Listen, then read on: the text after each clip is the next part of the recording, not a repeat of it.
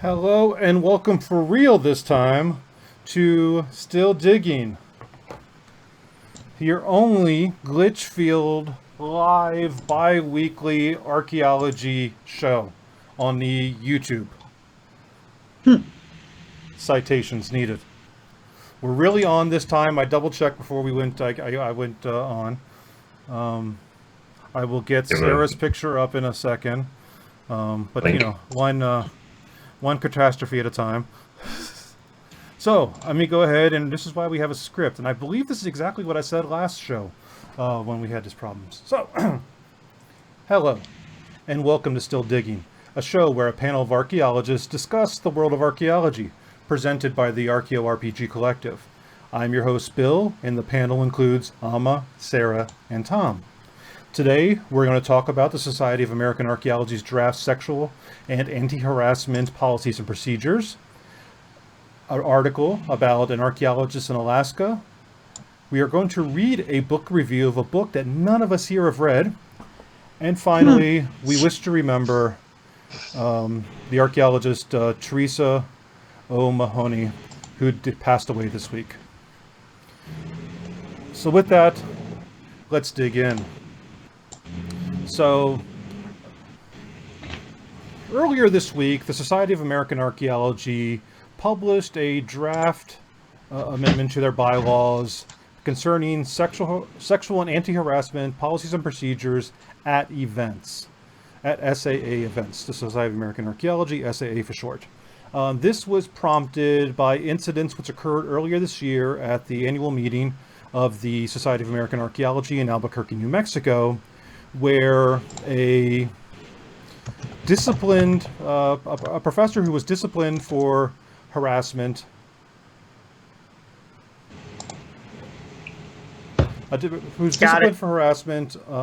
sorry about that, I was distracted there for a second, by his professor, by his school, and his state archaeological association, was allowed to attend the annual meeting of what is the largest professional organization for archaeologists in North America. So this gentleman appeared, and unfortunately, a number of survivors, not unfortunately, the number of survivors were there to present their work and to conduct their business, and were both upset and in some cases felt re-victimized by the presence of this individual there at this conference. They brought their concerns up with the Society of American Archaeology, who at that time during the meeting, at least according to those who were the survivors of this, did not satisfactorily meet their needs. An ally of the survivors took it upon themselves to try to escort this individual off-site, and unfortunately, because of sort of taking the matter into their own hands, that person was subsequently asked to leave the conference. So it became a kerfuffle.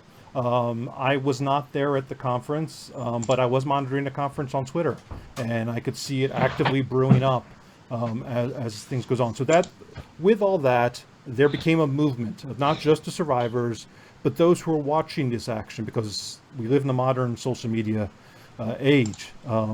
You cannot act without a bunch of eyes watching you, even if you're not aware of it. And there were a number of archaeologists, enough number of archaeologists, to force this sort of change to the bylaws of the organization, who were not pleased with the way this was being handled. So, I'm skipping over a lot of stuff because we're not here to really, at this point, relitigate the entire thing. We're here to sort of talk about what the end result, what the current result is right now, and that is this draft memorandum, which is to one addressed a specific or prompted by a specific act, but also in general to help protect all members from sexual and harassment. Their languaging is sort of, I always found weird. I know it's part of that whole legalese thing, physical and sexual harassment, but it also would include verbal harassment of like bullying and things like that. But basically, it's an overall harassment policy, which includes sexual harassment. Is at least the layman's way I would put something like that. So,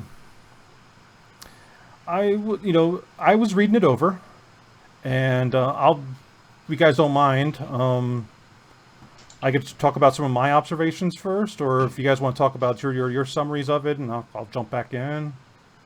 Oh, fine. You can go first. I am giving options here. I've been talking a lot, like 4 whole minutes or so.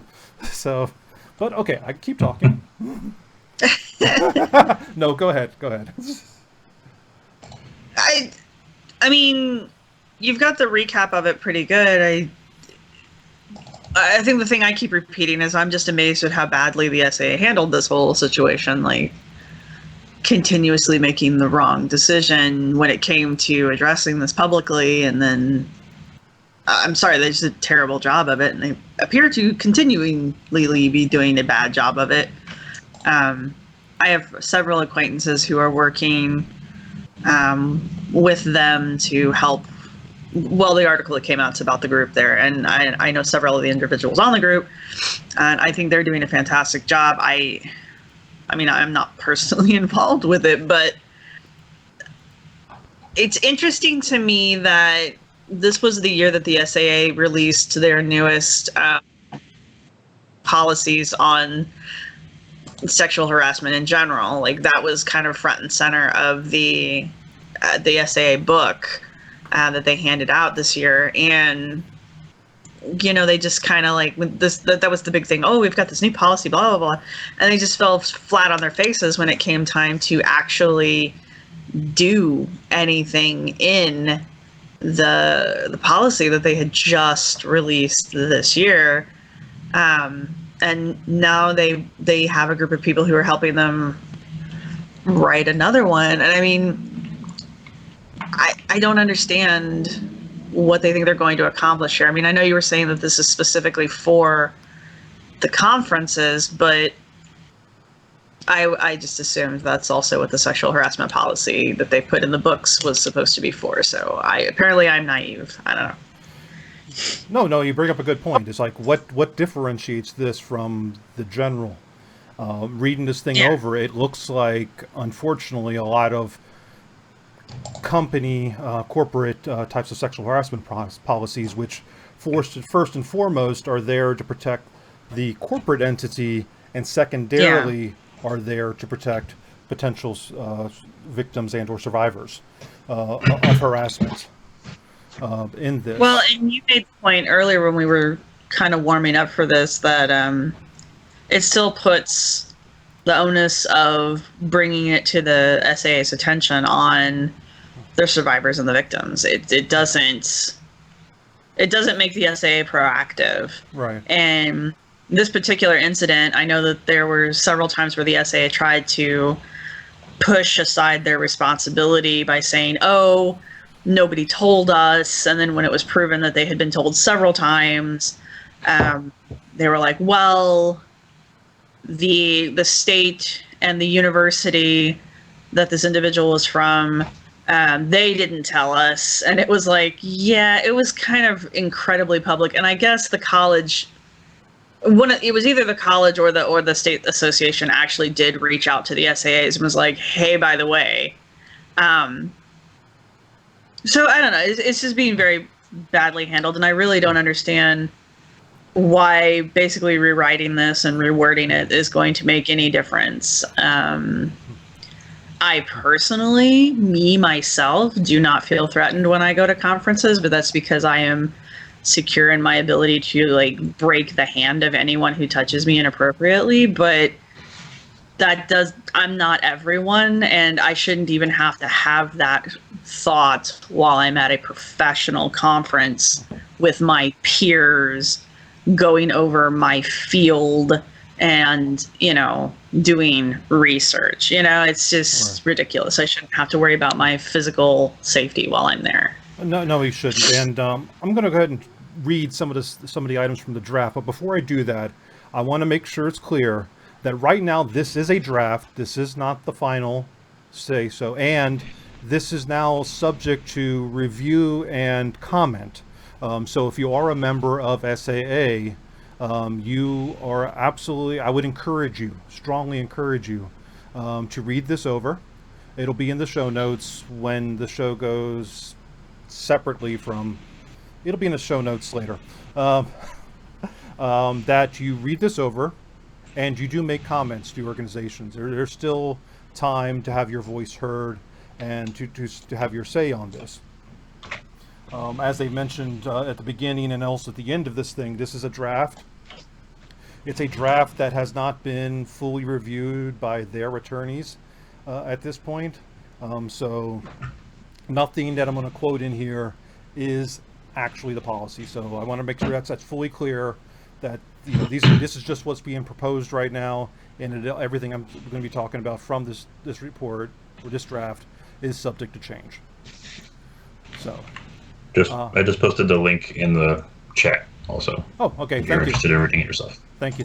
But it will also be in the show notes eventually. So under the Code of Conduct, it does mention or currently proposes that any SAA member who is required by their employer or by a legal process to refrain from certain behaviors or from contact with certain individuals must respect those requirements while participating in all SAA activities. That is definitely one of under the category of personal conduct. It's not something being enforced by anyone else. You are on the honor system, I am supposing, for that line at least, on here.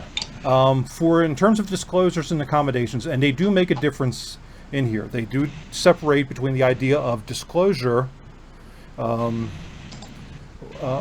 reporting, where disclosure is just informing the organization that you have a concern of an individual on site. You don't actually have to, you can leave it anonymous. According to this proposal, you can stay anonymous. The other person doesn't have to be involved. You're just sort of informing the organization so the organization's made aware of the situation in case something happens, where reporting is actually something has occurred and you wish to report something formally on this. So when I say disclosure and that, I'm getting way too deep into legalese. I didn't want to get this deep into that. Anyway, under disclosures and accommodations, a survivor safety is at an SAA activity may be compromised by an incident of misconduct that occurred within or outside SAA jurisdiction at any time or place. In particular, the presence of a perpetrator or alleged perpetrator of misconduct may affect a member's safety. The process of disclosing and accommodation prioritizes the safety of the survivor without the need for an investigation by SAA. So at least that way then they're sort of cutting through the red tape, which was something that did occur in April, that they had to do an investigation. Of course, by the time everything's done, the conference is almost over. They didn't need to do a freaking investigation. No, they did not. He wasn't alleged. He is convicted. But anyway. I'm just reading this thing. This is the outside observer's point of view. Someone has to play devil's advocate. Go ahead. There's no devil's advocate on this. No, they were wrong. They are wrong, and they continue to kind of be wrong. Go ahead, Tom. I do want to clear up one thing. I don't know if we have sorry. This is applicable to all SAA sponsored activities. So I don't know if that includes like day-to-day work at SAA or not, but I guess this does. It is any activity sponsored by the SAA. Events and the other sponsored by SAA. So this would be the annual conference. Activities.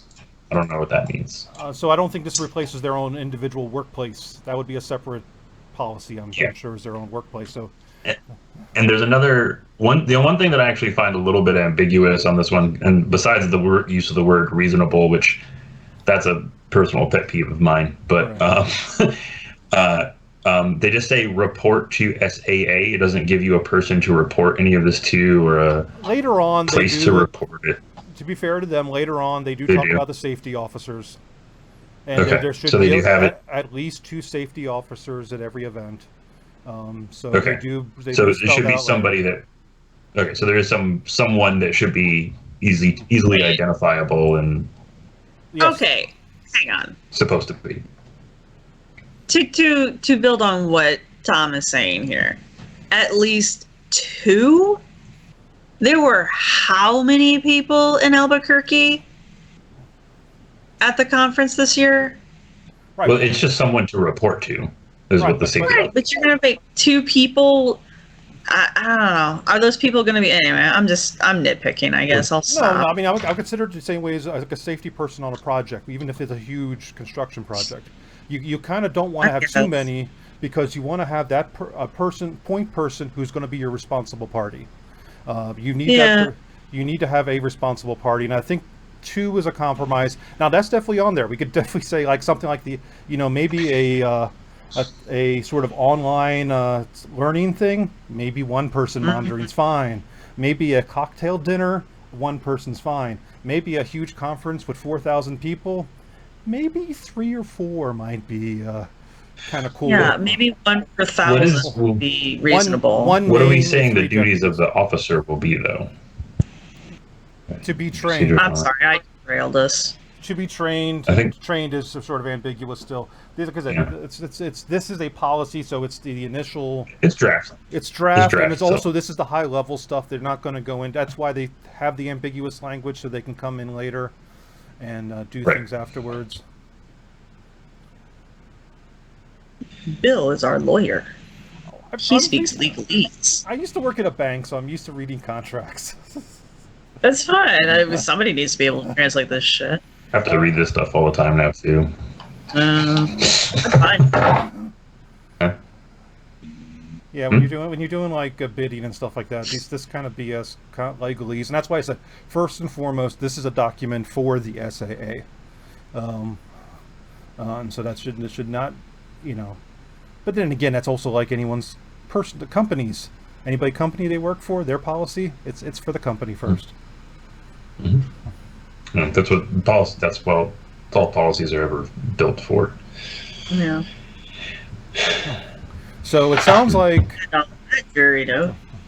At least that it is at least setting up a system for on-site reporting and a well and a like well explained procedure for what is supposed to happen, as opposed to I honestly I don't know what the policy looked like before. So, and I'm not an SAA member right now. So, well, for if I had my manual with me, I could tell you, but I don't. It's all at my house. My reading from 2,000 miles away is that there wasn't, and they were kind of making it up as they went along. At least that's how it looked. No, they did have a that's how it came across. That's how it came across. I mean, they might have had a policy written down, but the way they executed it. Yeah. Once again, yeah. And this is definitely, if anyone's from the SAA is watching, I want to speak to you right now directly. We are critical here. I am critical here because I think this is a valuable organization, and it's an important organization. It needs to do the right thing. But I also want to remind this, like any organization, people are watching you. It's not just the people at the conference. Yeah. It is your paid members. It's not just your paid members. It's the unpaid members who are thinking about becoming members. So you all, especially at your annual conference, there are a lot of eyes on you, and you probably know this already. But there's a lot of expectation of a certain level of professionalism, even from the organization itself. And for me personally, I know I'm one of the ones who found their social media behavior immediately during the conference and immediately afterwards to be highly unprofessional. No, I'm trying to be. Actually, and there was definitely a lot of name calling going on, but as the SAA, I would expect you as an organization to have the higher ground, and you didn't do that. Now changes have been made, and I would say more recently there has been an attempt at better communication, but I would say there's still room for growth. And I would say continue to reach out to your members. Your members are not adversaries, which is how this appeared to have occurred in the immediate aftermath of this event. That the membership was treated as an adversarial party to this, as opposed to a passionate party who wants nothing more than what is best for the SAA. So I know now I'm sidetracking us, but I just wanted to make sure that was out there. Then this is for me, and I just want to make sure that was out there for them. Part of the issue they were having, though, was also they hired an outside PR firm at some point, and that went off the rails. And I have spoken to a couple people who are members or involved with some of the organization, but they don't. I don't think they're really quite sure what happened there either. Yeah. But they are, as far as I can tell, they are trying to take steps to remedy all of this, and that is, at least it steps in the right direction, is what it looks like. But they are reaching out to and they have been reaching out to the membership since this time, since April. And I know that because, like I said, I know several of the people who are on this, the S1E8 cool committee. Small group, or we're butchering you. You guys can yell at me at Archeo, at Archeo Thoughts. Yell at me for not getting your small group name right. I'll send Stephanie after you. Attack! I'm sorry. It'll be a very polite attacking. She's Canadian. I know. But yeah, I mean that. I know that they reached out. They were asking people. I myself got a couple letters that were just kind of like, "Hey, if we did this thing, would that make you happy?" And I was like, I'm just disappointed in general. I did not take anything personally, but in general, I was very disappointed with how the SAA handled the overall situation. And I don't know. I feel like I really feel like it's too little, too late. Honestly, I mean, I'm glad that they're trying, but I have also not heard or seen them kind of own it. And they're still trying to kind of pass it off on the membership. They're still trying to kind of, it was the PR person. Yeah, the PR person you hired. They need to do a mea culpa and most likely an act of contrition. It can be symbolic. The act can be symbolic, but I would think an act of contrition, something to sort of show, not just because it's always not just say, but you got to show. Yeah, I would honestly just be happy with them tweeting or putting out a blog post that was just like, we fucked up, we recognize that we fucked up, we will do our best to not do it again. I would be very happy with that. Again, I was not personally affected by anything that happened at the SAs this year, but I do have several people who are close to me that were, and the repercussions of this continue to affect people who are in my circle of acquaintances. It may not be affecting me directly, but it is affecting me indirectly through the people that I know. And frankly, I think it's bullshit. And I feel like if the SAA can't at least admit their part in this fully and be like, yeah, we screwed up, I think anything they do from that point forward isn't sincere. So with that, I think it's no better than said now. But I see on the side here, I think Alma's trying to call in, and then we can actually talk about real archaeology in the field someplace. Before we leave this, I want to remind everybody to follow the link to go to that article. And if you are a member of SAA, you have until October 7th to respond to this draft, to comment upon it. And I strongly encourage all members of SAA to do that because this is very important. This affects all membership. With that, this is across the board thing. So with that, we're going to move on, and let's see if I can get Alma in here. Here I am. There you are. Sorry about that. I know we were supposed to have you in earlier, but you tried to get in. But okay, now let's pivot. Now let's cool off a little bit by going to Alaska. Ooh. Yeah, I hear it's not actually cold in Alaska anymore. Points forever. Points forever. Feels like a giant dad joke waiting to happen. I hear that's in right now. Apparently, yes. All right, so somebody want to introduce this? Do you want me to jump in, or? Yeah. Well, you seemed more familiar with what was going on. I wouldn't say I'm necessarily familiar. It came to my attention earlier, prior to it being released on Twitter. I have a professor within my department who also works in Alaska, with indigenous communities looking at subsistence activities and specifically revitalization through things called cultural camps. So it was kind of relevant to the work that he's done so far, and he's been participating on the archaeological dig that I was at in August, and so he's been doing a lot of crossover work into ethnography and archaeology and ways in which local communities can be brought in to talk about heritage and culture, and that's exactly what this article is about. So it was written by Alice Watterson, who is, according to her Twitter, archaeologist specializing in illustration, digital survey, and visualization. And through a dig through Aberdeen University in Scotland, working with the Yup'ik village in northern Alaska, and was really talking about the idea of cultural and heritage and developing different approaches through both community involvement, but also through digital resources as well too, which I thought that was, I think, the thing that really caught my interest, because I'm a very visual person, and I love to kind of come up with different ways of thinking, but also visualizing the past as well. And this project looks really, really cool. I will say the 3D scans I think are pretty interesting, and the fact that they have,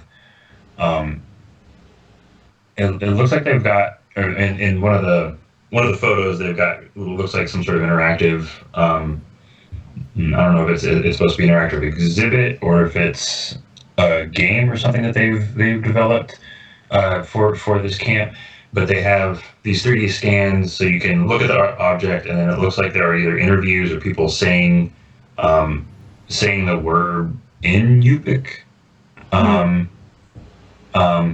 But I do like that we're moving towards a 3D scan like curation method. VCU has a pretty cool program that they're Dr. Bernard Means has been going all over the world and scanning all kinds of artifacts from all kinds of different collections. He's done a lot of work in Virginia, projects that my company has done. He has actually scanned some of the portions of the assemblage to create this kind of not outreach program, but make those 3D scans available. So if you want to have that artifact to teach with in your classroom or in a museum or whatever, you can get the 3D scan, the wireframe, and print it out yourself. So you have a teaching material. Somebody's got opinions over there. Yeah. That sounds actually like a really cool project. Although the interesting thing with this article is that there's that intersection with the indigenous community and indigenous archaeology, in which, I've seen counter articles that have talked about, one, for example, the idea of ownership of that imagery and who has, a say over whether or not these items are displayed or not, or made public. And I'm not sure if that came up. I read the article a while back, and so I don't remember that necessarily being involved. But if they had community members telling stories, I'm pretty sure that there was a certain level of community autonomy over the decision making process and what information went up. Yeah, I mean, from my read of the article, the local community is the one who initiated this archaeological project to begin with, and that the physical artifacts themselves were remaining within the community. They built a local museum for it, rather than sending it someplace like Anchorage or to the lower 48s. They kept it local, and it was important to them because it was an interesting way of seeing sort of a physical reminder of when we talk a lot about the idea of the past is the present, that the purpose of archaeology is to say something about the people of today. And they were demonstrating this by the fact that they wanted to keep these artifacts close to them because it was their story. It was sort of a reaffirmation of their community and so forth. But to also see them sort of embrace this newer technology, these sort of 3D recreations of their ancestral villages and so forth like that, were also very interesting on there. I mean, I consider this article, we're going to put this article is featured in the conversation.com. We also going to put this into the show notes so that you can also read this ahead of time there. It's not that long of an article, unfortunately. I mean, articles are articles, and they're always going to have to be, cut for time and cut for space and so forth like that. So it will not be as deep as sort of an academic study would be. So I look at this as sort of like a good snapshot, a good window into this. But this is a longer term project, and I would say if you read the article and you're interested, definitely look more into this project. It sounds like they're putting some of their stuff online, so I would definitely encourage you to reach out online and sort of dig in deeper. I mean, the one thing with a magazine article is that it should always intellectually it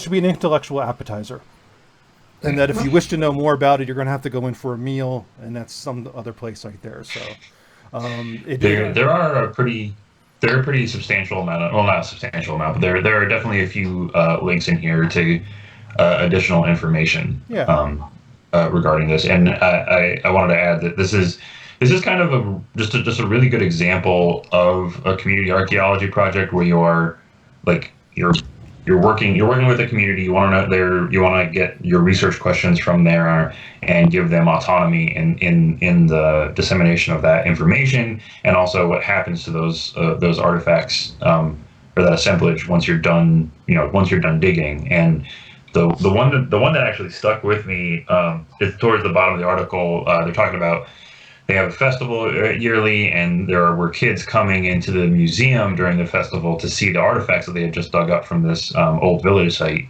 which I believe is what the name of what they called the site was, the old village. But just this sentence: big kids lifted little kids up to peer in the cabinets and gasp, asking, "These all came from down there, from our beach." And I think that from our beach part really is it kind of summarizes what the point of us doing projects like this is. It's connecting people to their past so they know, I mean, they have access to, right. And it's a new version of ancestral knowledge, I guess, is or just adding to it. It's like this other picture. Oh, sorry. No, it's. Go ahead, you finish. It's real quick. It reminded me of this other picture near the end of the article with this youngster who looks, maybe around 10, with the caption, "Volunteer Rufus holds up an ivory toggle he excavated from Nunolek." So it's a reminder that this was, this wasn't archaeologists coming in to tell this group who they were. And we're coming in. It sounded like there was, at least from this article here, it gives the strong impression that there was deep community involvement in this, which is ideal. I guess I just want to kind of draw attention to the language that we're using, though. And I don't think anybody's doing it intentionally or in a malicious way, but I feel like the language we use a lot of times when we're talking about these kind of situations still others the community that we're working with. They say ours and they say that kind of stuff, but we still come back to our research questions. And we use terms like, I don't know, there was something very specific, like way back when you first started reading the article, that was said, and it just kind of like triggered my mind about the whole, like, yeah, we're sitting here and we're saying we're working with the community, and we are working with the community, and I think for the most part we do have their best interests in mind, but right there, their best interests. It's not about what I think their best interests are. Right. It's, the community, as Tom said, reached out and asked for people to come in and help them with this. They're already interested in this. We're not introducing anything new to them. They know about this. They want to know more about it. They want to see how it's going to help them. Right. And everything else is just kind of secondary to that. I mean, yeah, we're getting research out of it and we're getting valuable contacts out of it. But I think, we talk about who owns what. And I think the first real way to be aware, to make ourselves aware of it, is to be aware of the language that we're using, because we are using very ownership heavy language, and we the archaeologists are taking that ownership on ourselves. Right. And making the indigenous groups secondary, even though they should be primary. But I don't think. That's me being a buzzkill. Yeah. So. But I think in some ways, there's always, at least there's going to be a we and an us in this, because at some point, the mutuality will end, and there is the questions, concerns, priorities of the professional archaeology, academic archaeologists who have come into town, and there are the concerns of the local peoples, and they have different agendas, and that's just how it works. I mean, and this case is actually pretty. Well, then we're not even factoring in what the state might want to say on this. We're not even, on a lot of projects, when we talk about stakeholders, what we're talking about is that everybody has their own agenda, and it's trying to find some way of marrying all those agendas. So on some level, you have to, it's really hard to get away from the us and them, or the we and they type of stuff. But yes, too often and too long, it has been in the most patronizing manner possible, and that absolutely needs to be pulled back. Yeah, I don't think we're being patronizing intentionally. It's not. I'm coming here to patronize you.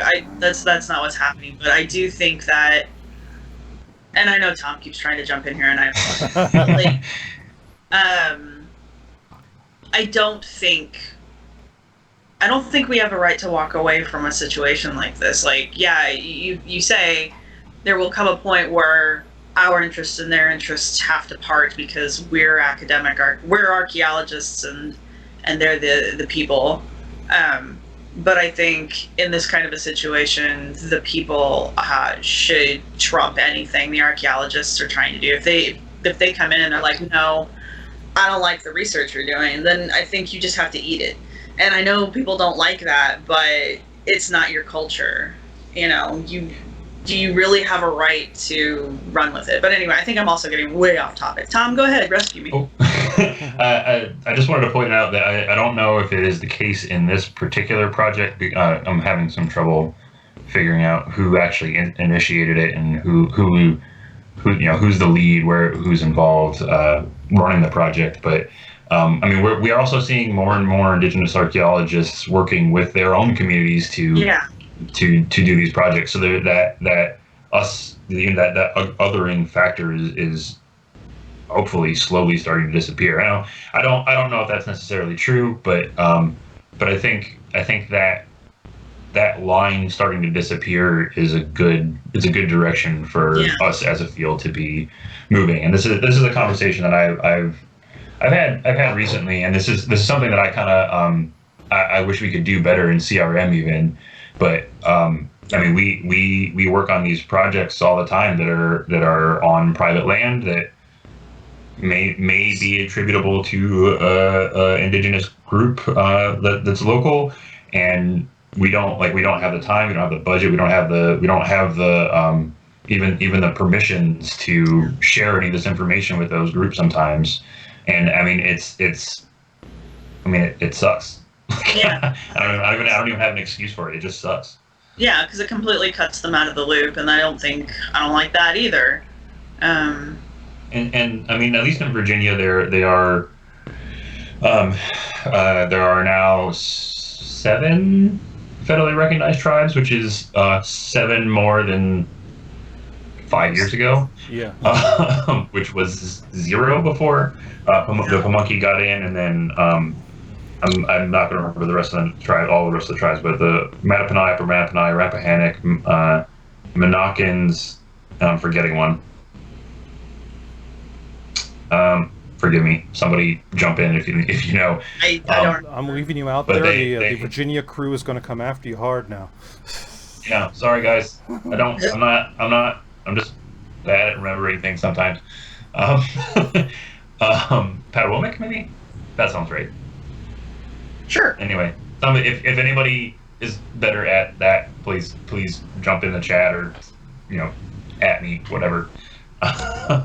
Always open for corrections. Yeah, please. I'm not as bright as I come across, and I don't come across that bright. But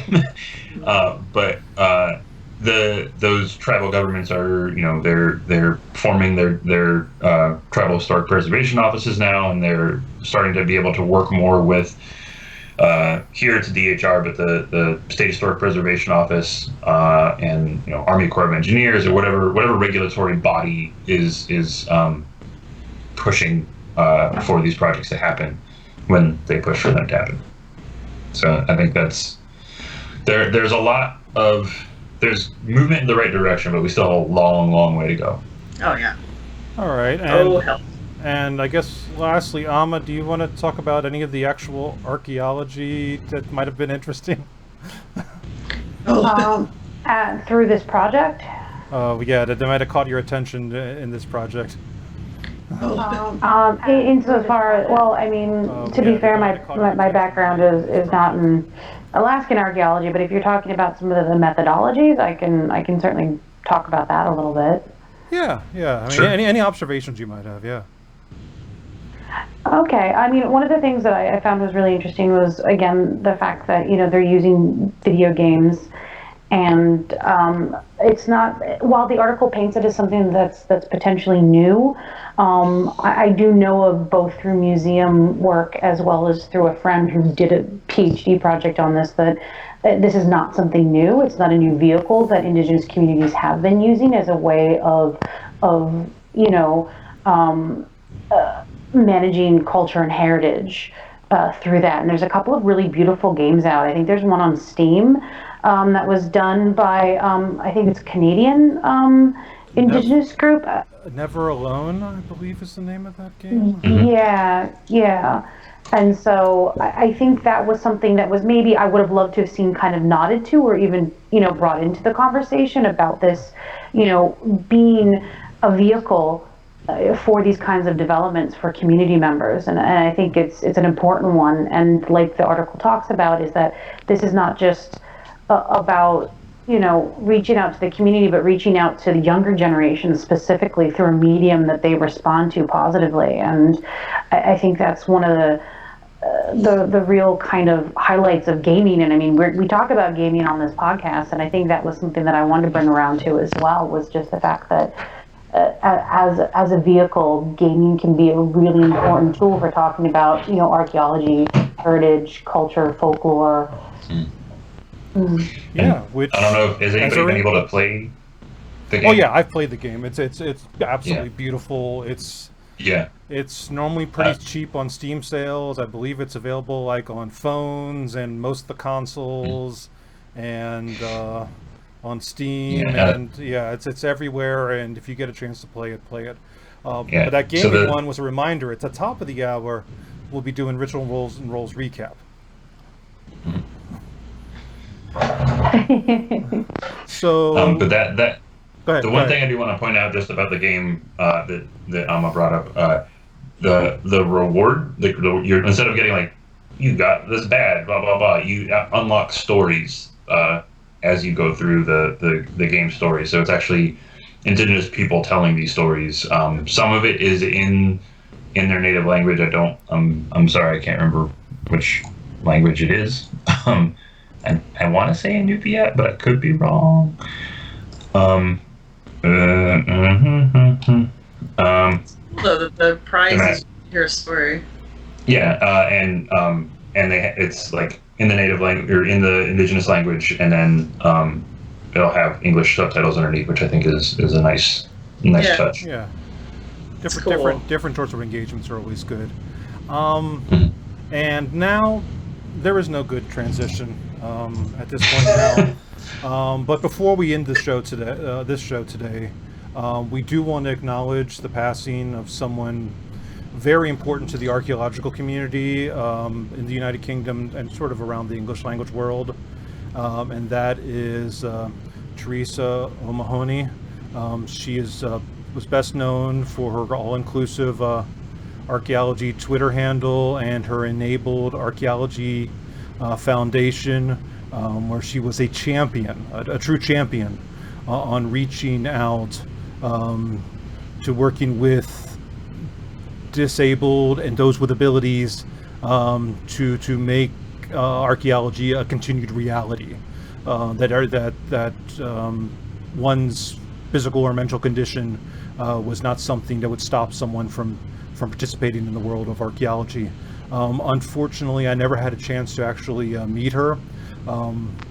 For various reasons, I was actually beginning to look up her organization, was more likely soon was going to reach out with some questions, and unfortunately she passed this week, and it's a reminder of how time is sort of fickle in that manner. But I did notice, and the reason I wanted to put this on today is that she, watching my social media feeds across the board and seeing the absolute outpouring of love for this woman. She had touched so many people in the United Kingdom and around the world with her crusade of making archaeology as accessible as possible to as many people as possible. So I wanted to give a moment for us to acknowledge her and her passing. I think it would be remiss if we didn't do that. And if anybody wishes to make any sort of comments on that or any experiences they may have had with her or not, you're more than welcome to right now.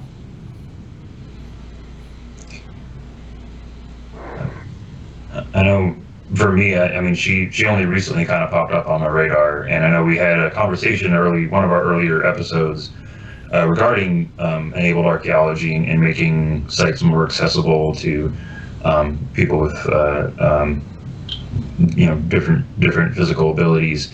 And I know we didn't really come to any kind of conclusion right now, but I think the conclusion that we reached was it is difficult, but I think we all agree that it was very much worthwhile trying to accommodate as many people as possible in whatever situation they've got. I do believe that. I do believe that, and we should be working towards that in all of our endeavors. I really only knew her through Twitter. We've had a few conversations. Everything was positive. I really liked how she raised my awareness to the fact that there are, people who want to be in the field who have difficulties navigating the terrain and stuff like that. And it's like, we can still get these people out into the field somehow. There's no reason not to. And I always really enjoy bringing the question that Tom was talking about. Same person. You got like 5 minutes for that, all right? Or 3 minutes. But I like to ask my crews those kind of questions, and we usually come to the same conclusion that it's like, well, we're not really sure how to do it exactly, but we're all pretty much in the consensus that it should at least be attempted. And I mean, right now on my crew that I'm working with right now, we have one individual who's effectively deaf and another individual who has to walk with a cane. And we're doing CRM. We're doing a phase 3 with CRM. And I mean, we don't have any problems with either of them, integrating them into the regular group. We just have to, make sure that we're talking face to face with the person who needs to needs that, and the guy who walks with a cane, we just he just doesn't do certain things. It's just how it is. But because of Teresa, I'm more aware of those kind of things than I think I would have been before I was aware of her on Twitter, honestly. So I think she accomplished a goal, truly there. And yeah, so I'm thankful that I got to at least know her on Twitter.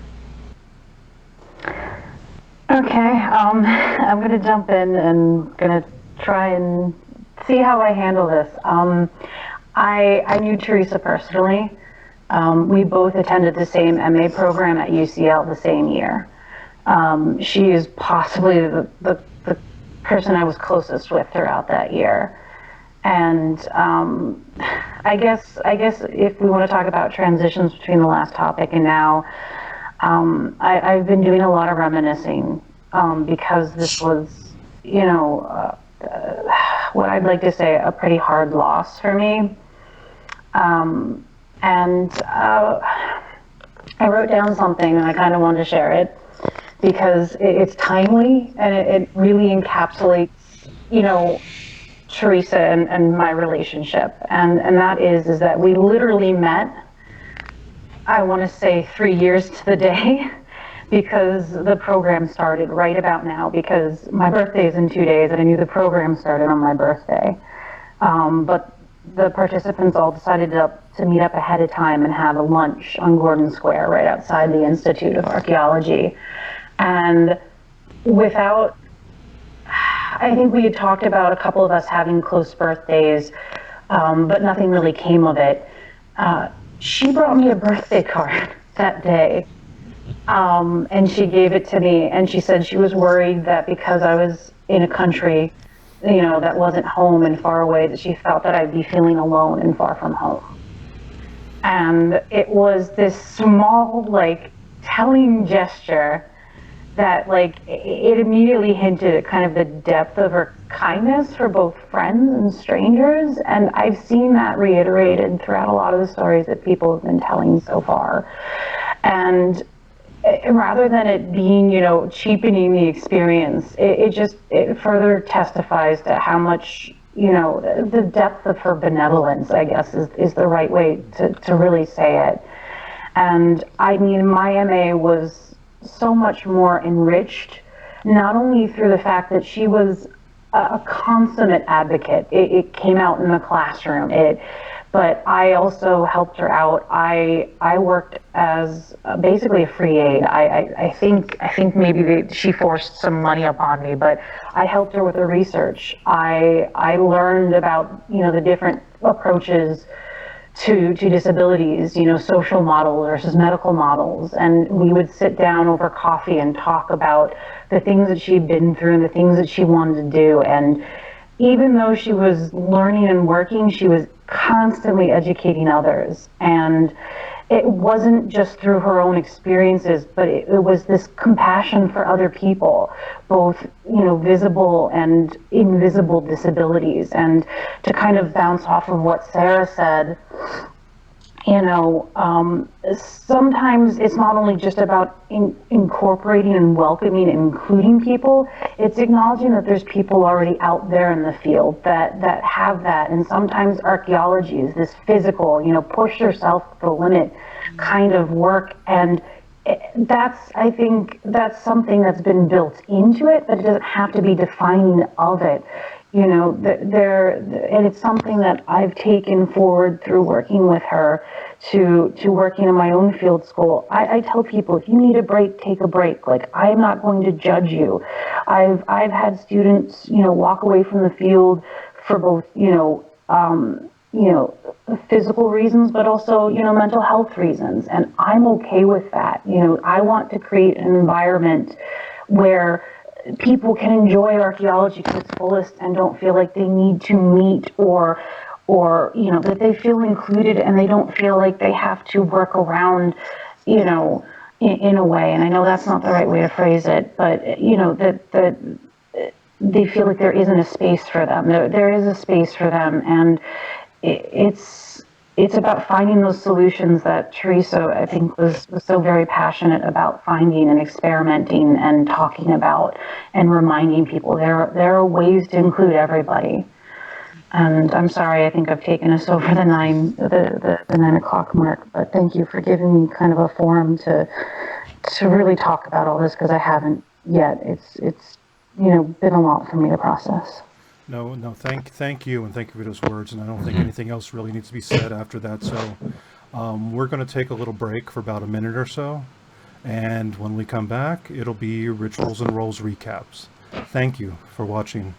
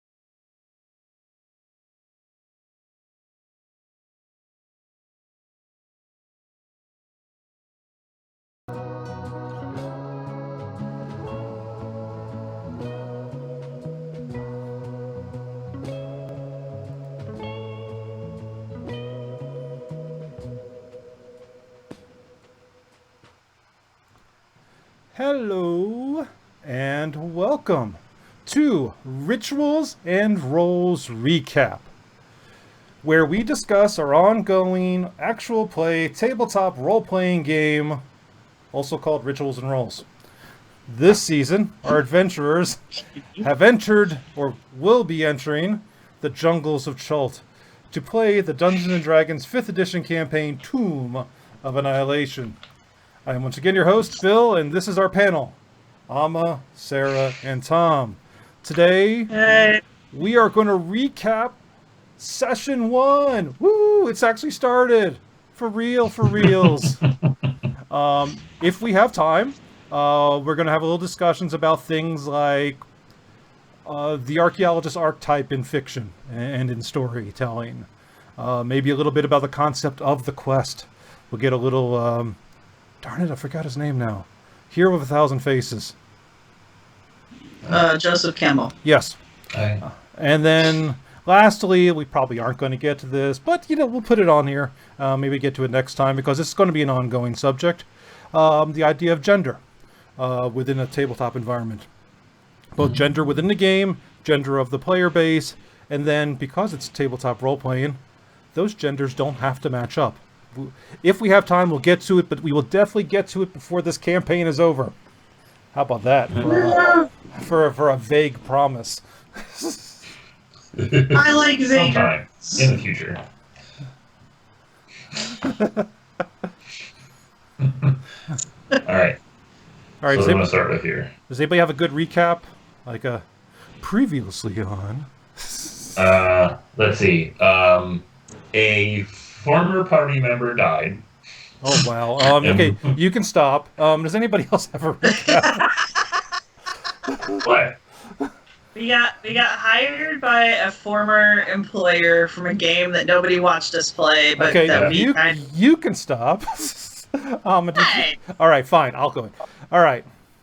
Previously on Rituals and Rolls, our party is a group of adventurers who had previously adventured in the past, have been brought together due to a death of a close colleague, or at least a close colleague to at least two of the three involved. Hence why the title of this particular episode is Funeral for Did I Know Her?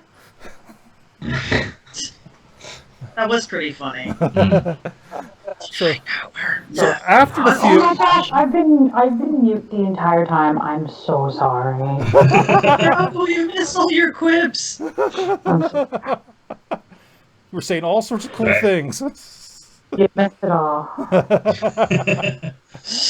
So Well, you'll just have to pay it all back. So after the funeral, they get recruited to try to hunt down because Recruited before the funeral. well, they showed up at the end of the funeral. That's true. Recruited because apparently this death was not by itself. This death appears to be something of an occurrence that's occurred in the last 10 days within this fantasy area, something being called the Death Curse. That those who have been previously resurrected from the dead are now wasting away and dying, and those who were dying now are unable to be resurrected through magic or spiritual abilities. Radiant magic. So they have been tasked to follow a lead. A group called the Harpers have run into a lead. They figure that this magic looks a lot like the magic used by leeches or liches. You are wrong. The word is lich. I think like snitch. Liches get stitches. I will not get it wrong now. Snitches. Oh, that's how tired I am. So the idea is they're going to go to the closest lich to the city, which is Baldur's Gate that they're in right now, and persuade this lich to discuss how this magic actually works. Because this magic seems to be more powerful than even the most powerful arch-lich that exist. But it's similar magic. So the idea is if they can talk to a lich, they tap into the magic secret lich thing, and it'll figure out what's going on. I feel like this is a flawed plan on many levels. Yup. Not the first of which being, hey, let's go steal the lich's prized possession. That won't piss them off. I'm sure it'll go fine. I'm sure. They'll be like, oh, you found my book. That's awesome. So Yeah, and with this foolproof plan, the Harpers were going to run a full assault upon the lich's compound while they recruited these three adventurers to conduct a clandestine mission to retrieve this. I have it in my own notes. I'm going to pronounce this one wrong too. The phylactery. Phylactery. That's right. You got it right. Yay! The thing that liches put their souls in, put other people's souls in. Good job, Bill. And they could figure they could use that to blackmail this lich into doing what they want. See? So. There are flaws. I still see this as a very flawed plan. So many flaws.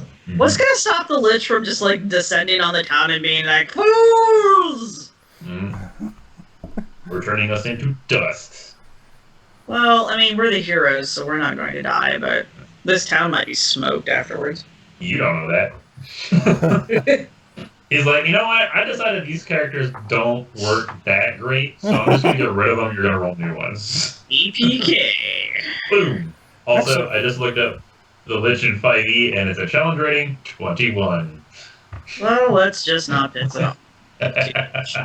That's 21 collective levels. We're only 5 levels away from actually being able to take it on. All right, so topic level here. We're gonna put metagaming on the list. I didn't do it during game. You said we were going to talk about the game. So that's Anyway. that's our sort of opening act. Is sort of we have the funeral. You guys are recruited. Purple And- Ride. The call to adventure has occurred. The quest has been. Oh dear Lord, you really are going to do this. All right, keep going. I need to. I wish I'd read up on the book. I'm. That's it. I don't know the rest of the scale. The up and the down, the arc, the whole thing. The Okay. heroes. So there's it's the initial journey, and then there's the transition to either having like you lose something and then you gain a power, Mhm. and then it's the return home and a resolution. And then there's Well, the you part. got to meet the goddess first, and And then Obi-Wan Kenobi has to die. Oh, supernatural intervention is in there someplace, but I can't Yeah, remember. yeah. Yeah, Obi-Wan Kenobi has to die. Then you Right. find out that the evil person's actually your father, and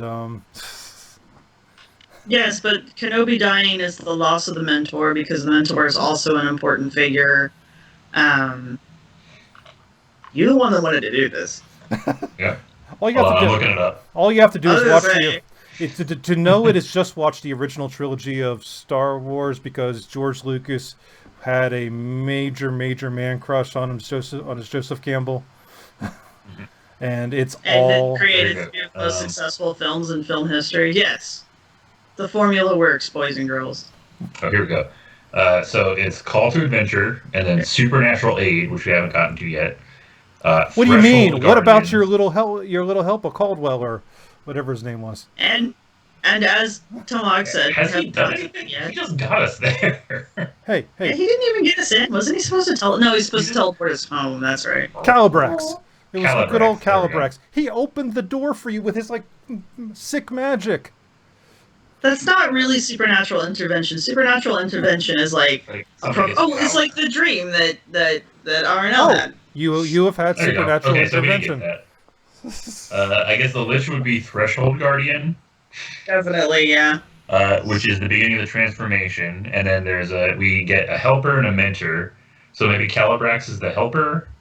God, I hope not.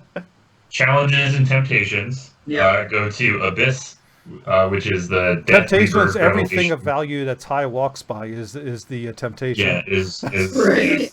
We're tied. and I haven't burnt down a building yet. Yet. That is Um, true. I think you are the only character in the party that hasn't burned down something. It just hasn't happened yet on screen. Screen. Transformation, atonement, return, gift of the goddess, and then it cycles through again. So there might be additional adventures or whatever, but that's the hero's journey as constructed by not Joseph Campbell. What's his name? Yes, you were right, Joseph. Joe Campbell. Yeah. You're You know, thinking Joe. of Bill, what's his face, who pretty much did the all the TV series with him. I am tired tonight. Yeah. I can't remember Oh, anybody's Bill name. Moyers. Bill Moyers. So what? Here. Bill Moyers, Power of Myth. Yes. Oh, that's on Netflix now. I have to watch that. Yes, kids, go to the library or go to YouTube. This is all old stuff from like the 70s and the 60s. Well, it's still relevant though. If you like storytelling, this is a good resource. Yeah, there's a lot of people that still structure their books or their book outlines around that. I know I'm a big Patrick Rothfuss fanboy, and his books are well, they're still the story arc is still continuing, but it's the same structure. And so I But mean, that's the beauty. You can have a loop within a loop. and to sort of bring it to his somewhat historical into sort of our realm in there, the idea behind it is that this is sort of following, at least from most of the Western canon. I think they might have thrown Gilgamesh into it. This is still very much in the back in the era where this is a Western canon thing on here. Yeah. So like things like the Odyssey and the Iliad and Dante's Inferno. Well, the Gift of the Goddess and that kind of shit. Yeah. Stuff. I'm sorry, my language. You deserve it. You're keeping me up. What else? All right. Do we want to talk about some of the stuff that happened and how it can relate to archaeology? Yeah. Let's go ahead and break it down a little bit. Like what? So Or anthropology. So the other two, I'll do the very next 30 seconds to sort of summarize the rest of it. Skeleton, we'll fill it out if we need to. Then you go on this boat ride with Calivax. You get to know each other all over again. Dreams occur. Then you do make it to this underground cave below this compound, which looks like a certain tower in Newport, Rhode Island for some reason. I don't know why. Coincidence. It's coincidence, all right? And you guys enter the cave. It's there's some guardians. You run into some skeletons. You defeat them, and we ran out of time. That's sort of where we were at from there. So go ahead. All right. Well, all right. So I do want to point out one. There was a comment about gnomes being too small and untrustworthy. That one. So that was a reaction I had because I work with a very large man who does not trust anyone who is shorter than him, or at least he says this. But that's damn near everybody. Which is that, and the character is also quite large and doesn't like things he can't watch. Well, that is very sizist because Calibrax is a halfling.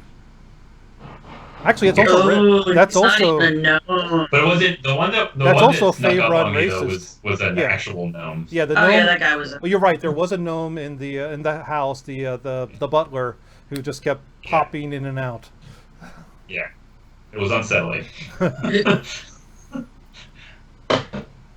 that is I believe that is actually a trope in D&D. There are racial prejudices built into the background story. So which all derivative of Tolkien again. But right, elves and dwarves don't really get along that's very well. That's the most prominent of them. Yeah. Yeah, gnomes and halflings are considered to be untrustworthy because they have this sneakiness about them, I guess. Do the Rangers still get the racial enemy bonus? Yeah. Well, the preferred. It's called favored enemy now, though. Favored enemy. Yeah. So it could be a monster or a demon, but it could also be other races. Yeah. Well, I mean, you always got to pick it, but it was called. Yeah, I believe it was called racial enemy. Just poor Trojan word. Here's my 3rd edition book. Hold on. Because there was one that was like Bloodhound or something that you got to pick that, but I think it's a new. It's I think it's called Favored Enemy though, or something like that.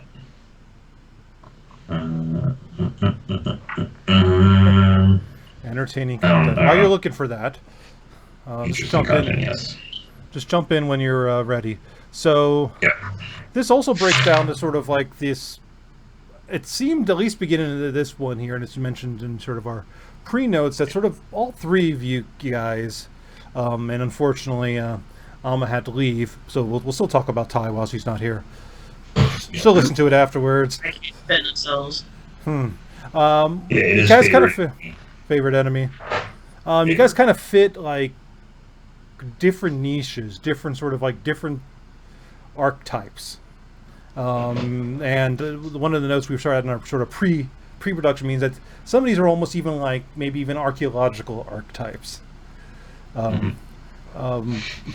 Where Tomog is sort of it's an archetype of a certain type of CRM archaeologist, just a manual brute, a true shovel bum, someone who just puts shovel in the ground, works job to job, doesn't get too attached. I do this to get paid. Right. Well, you picked the wrong girl. Where, right, where Arenal is more of the believes in archaeology, believes in the mission, that we are here to do good, that there's a service being conducted, and damn it, if it doesn't belong in a museum, the story of it belongs in one. It's true, I do have a notebook. See? That was the thing that was discussed. And this mysterious and order Ty of the golden is, trowel, or yes, which I'm sure needs to be fleshed out. we will learn more about. I'm sure we'll learn more about it as we go on. I'm sure we will. And Ty is fortune and glory. Do we want to call it antiquarian? I said looter, and she seemed upset by that, or did not seem to agree with that. Well, I would also say that looters don't like being called looters. That's fair. Oh no, she in the note she said antiquities dealer. Right, I put pot hunter. Yeah, She put antiquities dealer. It's not dissimilar. A rare. She's an acquisitioner of rare and find objects. But she does take on that antiquarian snatch and grab, and Ty is male, so we should probably refer to Ty as he. Yeah. No, that's true. I know I was having issues with that myself during the game because I kept referring to Ama instead of Ty, and then Which was the beginning of sort of our Correct. discussion about gender, is that, Right. we have a party here made up of us, but the characters, we have Tomag, he, we have Arnau, they, and we have Ty, he. And that is our party. It's true. It's kind of a sausage fest. And we have mascot McWolfie, who is Alpha Chad. Chad. I'm not aware of this. I don't think I'm aware of this gender type. Of course not, because you're not alpha. Hey, I'm trying to speak internet language to get the kids to watch. All right? Chad's not really a compliment. No, it isn't. No, none of that language is a compliment. It is. Aw, why are you being mean to mascot? No, not mascot. I mean. Well, and unfortunately, alpha in use towards wolves is a misnomer. That's true. Debunked by the person who originally said it. Yeah. Almost immediately after he published a book which said it. Yeah. People still want to use the term alpha to describe wolf pack behavior, and then even worse, somehow put that upon human behavior. So that's debunked. That's bullshit. However, in this party, Just the wolves wolf. waiting to happen. In this party, the wolf is the most important member. So I had to just look up Chad, and and this is, as far as I can tell, this is like a yuppie. Go to Chad Urban. is Are you an Urban Dictionary? No, I'm on Wikipedia actually. Go to Urban Chad Dictionary. slang. Go to Urban Dictionary. Yeah, Chad's not a good thing. It's part of. Neither is yuppie in my personal opinion. It's part of incel dialogue. Yeah. The whole alpha, beta, Chad, cucks, all that kind of stuff. All that horrible, disgusting language. According to this, it does not mean how we've been using it in this conversation. No, it does not. No, we've not been using it properly. This is upsetting. Yes, it is. It is. This is upsetting. Oh, dear. Also, don't go to Reddit. Don't go to Reddit ever then. Nope. No, I mean, No Tumblr. Or not Tumblr. upsetting, but definitely gross. Or 4chan. Never go to 4chan. Actually, that's just a good thing in 4chan general. is a terrible place. Never and no go one to should there. 4chan. Never, Chan. Not unless you're doing research on it. I mean, And you even can then, help. we can't help but get these things. We're anthropologists, so culture, subcultures are things we pay attention to. So I'm interested in like what gender discussion you wanted to have. Well, I guess the sort of the flexibility, two, the history sort of gender within these types of games. Because, like I said, there's a shift playing, but there's still a nasty discussion which occurs online within many tabletop role-playing communities on Reddit on gender is male and female. Gender is a spectrum. Don't come in here with your SJW nonsense. And is it many though, or is this a small portion of the overall community? Because I feel like anyone else, depends on if you're on Tumblr or not. They're small, but they're vocal, and they have YouTube channels, and they have podcasts, and they have Twitter accounts with thousands of followers. But there also are counter examples of this in the same vein, though. There are current discussions I was just reading yesterday within the Pathfinder community right now with some of these types of people occurring right now. I can't believe people are bringing the gender binary into fucking roleplay.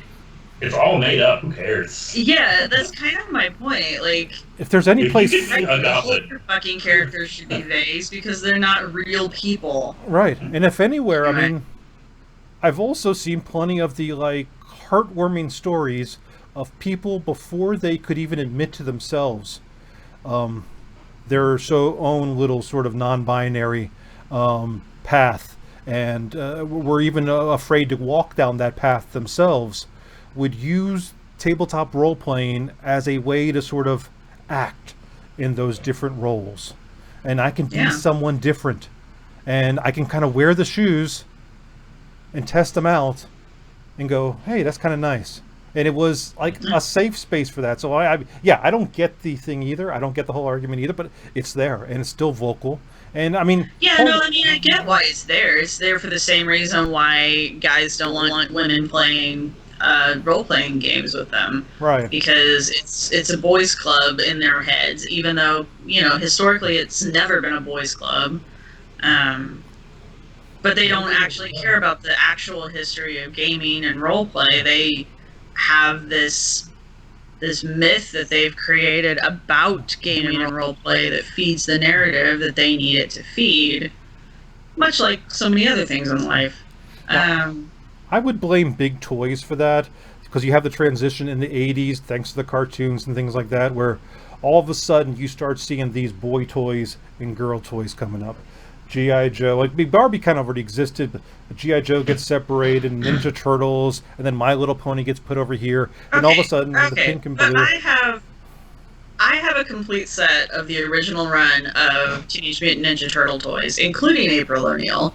And I also have, which is a very hard to get figure, I also have a complete set of all of the My Little Pony collections up to the point of, like, I don't know, 88, I think, is when I stopped collecting them. But, so, like, the only way you know it's a boy toy or a girl toy is what it does to your genitals. So if you're not using it on your genitals, it's a toy. Or if it's reinforced by your peers, your parents, your play groups, your relatives, who tell you, no, you can't play that, that's a girl toy. No, you can't play that, it's a boy toy. Sure. Well, that's your parents' problem, man. That's an ingrained bullshit social... Anyway. Yeah, no, you're absolutely right. Because I'm tired. Also, there's definitely a hot take. Marketing... Oh, I was going to do hot take. Gender reveal parties are bullshit and stupid, and you need to stop them.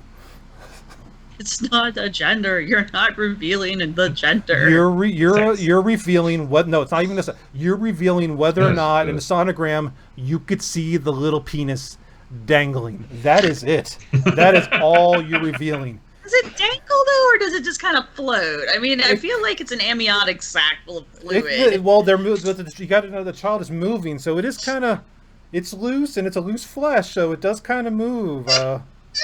It does kind of dangle there out in the breeze, and yeah, that is all the quote-unquote gender reveal party is. Did you see dick or no dick? Fair. Thank you for breaking that down. And that's, you know what? Call them that from now on. Dick or no dick parties. You know what? That sounds like an entirely. You know what? That sounds like an entirely different kind of party. Forget I said that. Yeah, I don't know. That's not the worst party I could think of attending. No, my friends are always about the gender reveal parties where you just put black candies on the inside or like aliens or something. It's like, congratulations, it's death. You know. I mean, people I would do. People have burned national forest because of these stupid things. Was it one of those forest fires out west a year or two ago was caused by a gender reveal party? They set off they fed off the smoke. Right? They fed off the smoke bombs, and the smoke bombs set the grass on fire. Next thing they know, a couple thousand acres burn up. Wait, so why were there smoke bombs involved? So it would blow out pink or blue smoke, whatever the stupid stereotype was that they wanted to follow. They brought an incendiary device and no fire extinguisher? Apparently. Or a bucket of water or something? Maybe they didn't think the smoke bomb would actually be burning because they don't understand what smoke is. Yeah, where did the smoke come from then? These are probably not people who should be procreating in the first place, but it's too late. Yeah. Sounds like that ship has already sailed. Womp womp. Anyway, before this becomes a bitter child-hating podcast. Nothing wrong with the kids. It's the parents that are problems. That's true. It's not the kids. It's the parents. Do we want to talk about Bones or that tower?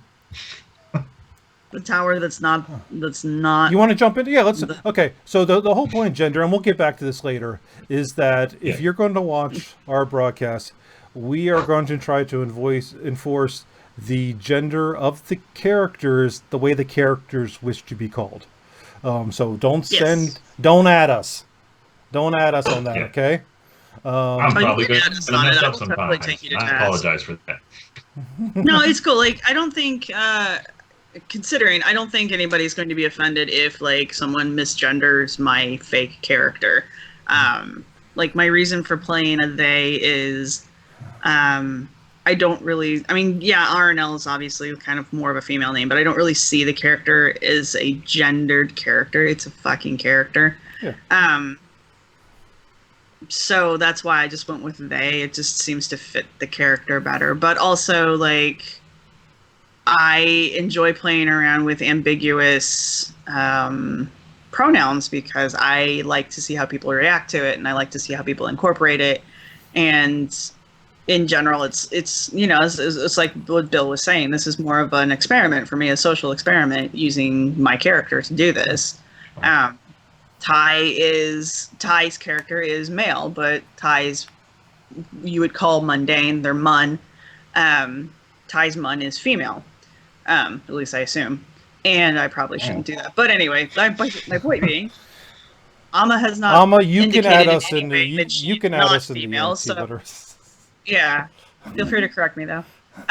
We had a conversation about this very briefly when the character was introduced in the home campaign, but I don't remember what the conversation was other than Ty's a dude.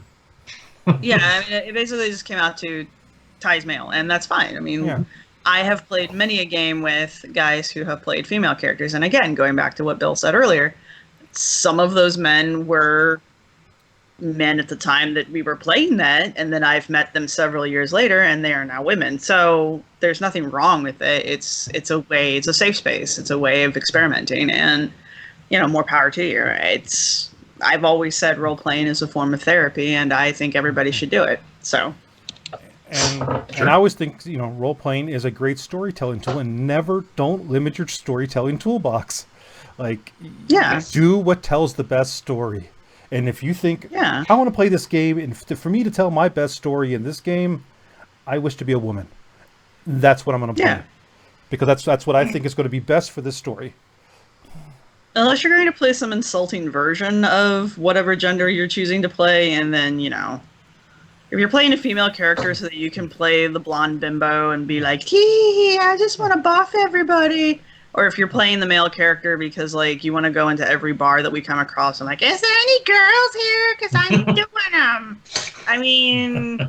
let's rethink why you're playing that gender. But otherwise, that only happens, when you're young and you're stupid. So, And that is or definitely mostly adults. Right? And I think we did a good job right there, sort of showing the idea of appropriation. Like, where's the, everyone's like going, where's the boundary on appropriation? Are you doing it respectfully, in a good faith manner? That's not appropriation. Are you doing it to stereotype and to mock that group? Then that is appropriation. Yeah. All right. So. Edge perfume. So, do we want to? The low-hanging fruit would be right.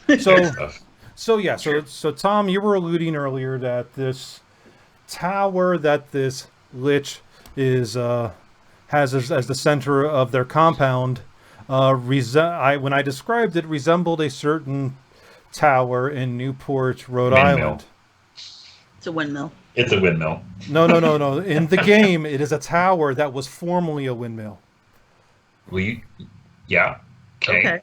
So I'm talking about the in-game. Yeah. This thing I made up in the game, which some people are saying resembles a real-life structure. So I'll let you go with what this real-life structure was, because I don't know. So the real-life structure that we are referring to here is known as the Old Mill, or by some the Newport Tower, which is in downtown Newport, Rhode Island. There have been at least 2 different archaeological excavations there to determine the nature of the structure. Through documentary research, they actually have found a similar structure in England that is a windmill. And all the documentation we have says that it's a windmill.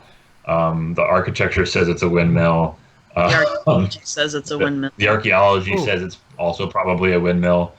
Although there are people who disagree with that interpretation, and they are welcome to their opinions. They are not welcome to that. They're welcome to their opinions. No, they are not. I got a question. Hi. I got a question. I've recently finished a book by a renowned scholar, who he is not a renowned scholar. Who said that this tower was actually made in the 14th century by Templars, and it was actually a temple site.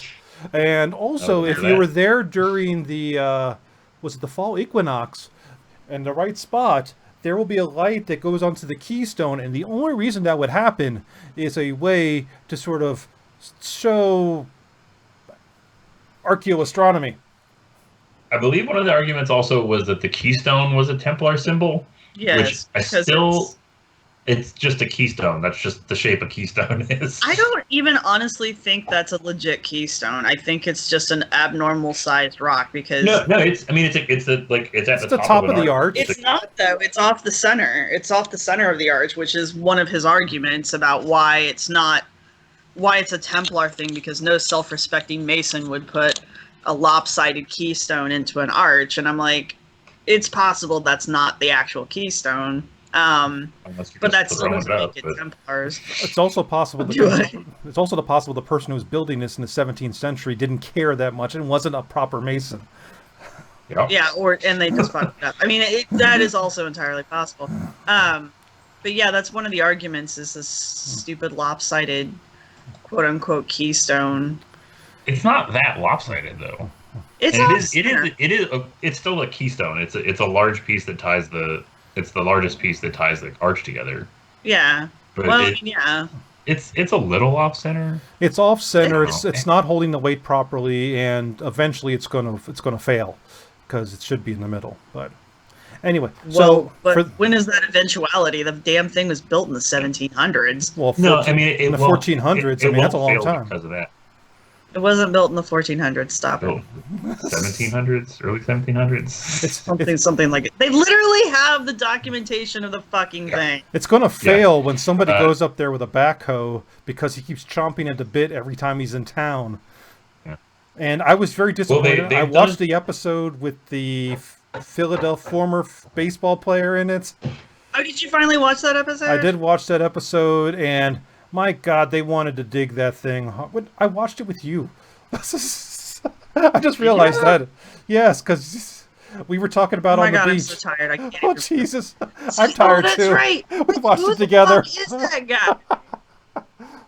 To He's know a what we're former talking about, major- because we can't say it properly, go over to the Archie Fantasies YouTube page. It should be the most recent Watching America Unearthed video that was uploaded. I don't even remember what the title of it was. Templars I in don't know America. because It it was the might still be Templars. the one that I like. It was the fucked up. Templars The episode. sound is fucked up. Yeah, it was like So the watch that migration to of the know what we're talking about. Templars. Yeah. Anyway. But the archaeological evidence that showed up dates it to the same time period as the documentary evidence that gives it, which I Yeah. believe is the beginning of the 1700s or very end of the 1600s. And there was some post hole or something that Walter was trying to argue was evidence of a nave for a round church. Except the round church thing that he keeps referring to doesn't look like the floor plan that he's putting up as evidence. I don't. Yeah, because one of them is octagonal and Or no, sorry, the chancel. octagonal, and the other one is literally round. Yeah, Right. And I and mean, the round ones don't have a chancel, which is like when you think of like a big cathedral, that the like entryway that you walk into the church from, that's the chancel, and then the nave is where at the very end of that where the where the altar is. Mm-hmm. and sort of to throw back in why it was included, I'm going to try to do this throughout the campaign, throw in little Easter eggs, whether it's for pseudo-archaeology or actual sites and things like that, especially on an episode that doesn't necessarily feel like it has a lot of archaeology in it. Sort of as an archaeological Easter egg. So when you're watching Rituals and Rolls, keep your eyes open for real world Easter eggs. That's another reason. Add that to your drinking game at home. That's a real archaeology site. Drink.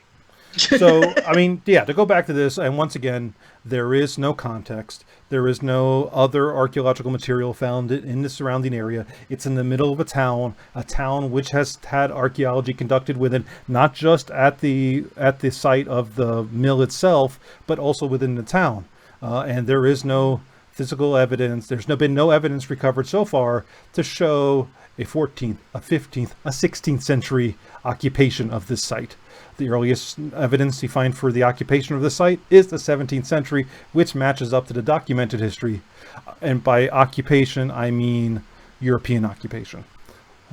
Sorry. And there's actually an older painting of it that has the more of the windmill there. It's Just, and the people that conducted the surveys, at least one of the surveys I know of, are fairly respected professionals in the field, or were. There's one of them no was reason- commissioned by SAA. The other one was, I think, Graham Pape. Ran Yeah, it. but it was Goddard that did it. Yeah, I think that was the first one, right? I honestly think that's the second one Goddard did. Because Graham Pape actually got hired by a group that was trying to prove that it wasn't. Yep. They were trying to prove that it was actually older than they thought it was. And Graham Pape's survey proved that it followed the exact same timeline as the original survey. Plus, they found more evidence of the actual construction of the building. So they know how it was constructed. So this whole trying to prove it was an older structure really backfired No. because it proved that that proof it was of the age it was supposed to be. that There was proof some- was there was that some, it had post holes, and that carbon post holes date. confirms the temple complex. That is the dumbest thing I've heard. But yeah, that's There was the- some that's how- carbon that date was his latest rationaling of trying to explain away Fucking that. idiot. He's never read the goddamn reports. He's just making shit up and hoping no one calls him on it. I've been trying to get a hold of those reports actually. So if anybody has those reports and wants to Oh, send them to me, I think I've got a copy of the Goddard report. I'll send it to you. So It's getting a It may little take me a late. minute to find it. Whatever. I have. It's getting a little late. We're getting a little tired now. We're getting a little punchy, and we somehow managed tonight to still throw in a little our SW digs in, so we are consistent On brand. on brand. On brand. So, On brand. any other? I'm still reading his book. I will let you know when I have Okay. actually had time to Any- read it and can make statements All right. about it. So, any last comments from the first episode? Anything? Now, I Oh, may. did we want to talk about like the undead in relation to archaeology, or just like human remains and preservation? No. That sounds are like we a- going to preserve these? That sounds like it's Are we going to going take to too preserve long. the skeletons? Okay, no, that's a long topic. I'm sure. Yeah, that sounds like this- something I need to like think about first. Yeah, and I can. I'm not going to give too many hints away, but this is probably not going to be the last undead you see during the course of this campaign. I don't feel like you're giving anything away at that point. I feel like there will be other opportunities to talk about the desecration of There'll be- humanoid remains. There will be Or plenty. skeletons? There will be plenty of all sorts of desecration. You think skeletons? Don't worry, we're gonna desecrate flesh. We're gonna desecrate souls. We're desecrating everything. Nothing is sacred. No. Everything is desacred. All right, I'm going to bed. Okay, and so with that, we're gonna wrap up for tonight. Thank you all for joining us. If you have any questions or comments, you can contact us at ArcheoRPG on Facebook, Instagram, and Twitter. Our email address is archeorpg@gmail.com. If you wish to show your support for our shows, all of our shows, you can become a patron at www.patreon.com/ArcheoRPG. And I guarantee if you do it right now, you'll be patron number 1, and we'll thank you a lot. Woo! Also, Yay. please like and share and subscribe and yell it out the window. Spread the good word about our work here. Mhm. And Also, if you have comments or suggestions, send them our way. yes, that first Or thing. my way, or whatever. I'll fight you. So thank you, Yeah. and until next week, when we continue the adventures of the adventurers. We have no name for We don't them have a yet. team name yet. There's no team name. We'll work on it. We're working on that. So Company name? maybe. You got to incorporate first. Anyway, until next All right. time. Bye. Bye. Yeah.